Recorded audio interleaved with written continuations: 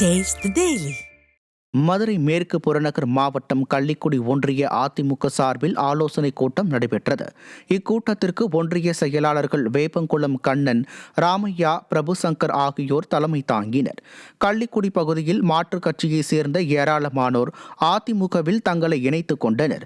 அவர்களுக்கு அதிமுக முன்னாள் அமைச்சரும் சட்டமன்ற எதிர்க்கட்சி துணைத் தலைவருமான RB உதயகுமார் பொன்னாடை அணிவித்து வரவேற்றார். அப்போது பேசிய அவர், சட்டப்பேரவையில் எதிர்க்கட்சித் தலைவர் எடப்பாடி கே பழனிசாமி முன்வைத்த வாதங்கள் அர்ஜுனன் வில்லில் இருந்து புறப்படும் அம்பு போல ஆளுங்கட்சியை துளைத்தெடுத்ததாக தெரிவித்தார்.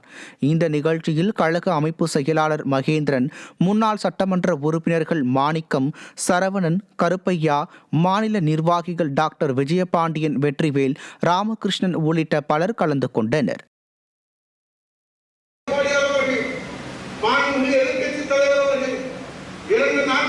சட்டமன்றம் நடந்தது.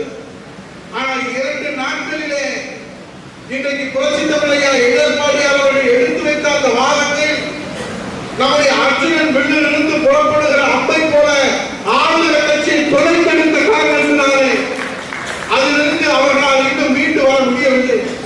டங்ஷன் பிரச்சனை, முல்லை பெரியார் பிரச்சனை, இங்கே மழை வெள்ளத்தால் பாதிக்கப்பட்ட மக்களுக்கு நிவாரணம் என்று புரட்சி தலைவர் எடப்பாடியார் எடுத்து வைத்த அந்த வாதங்களை எதிர்கொள்ள முடியாமல் திக்கி திணறி சின்னாபின்னமாகி போன ஆளுநர் கட்சியை முதலமைச்சராக இருக்கிற முத்துவேல் கருணாநிதி ஸ்டாலின் அவர்கள் இன்றைக்கு அரசு விழாவிலே அங்கே அவர்கள் மேடை அமைத்து, அரசு செலவிலே மேடை அமைத்து எதிர்கட்சி தலைவரை வசைப்பாடுகிறார் என்று சொன்னார்.